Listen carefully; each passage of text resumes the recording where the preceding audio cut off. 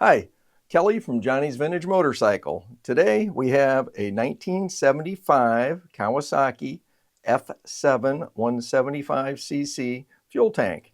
This does have original paint.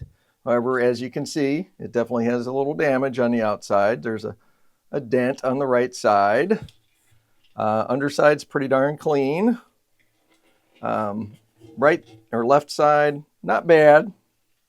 You know, it looks like maybe some paint fading that may or may not clean up. I don't know. It looks like there may be a little bit of a bend here on the front edge. It's hard to tell. Sometimes tanks are made that way. Anyway, if we can see inside, it is really clean inside. It appears to have some kind of coating, which we don't know if that's factory or not.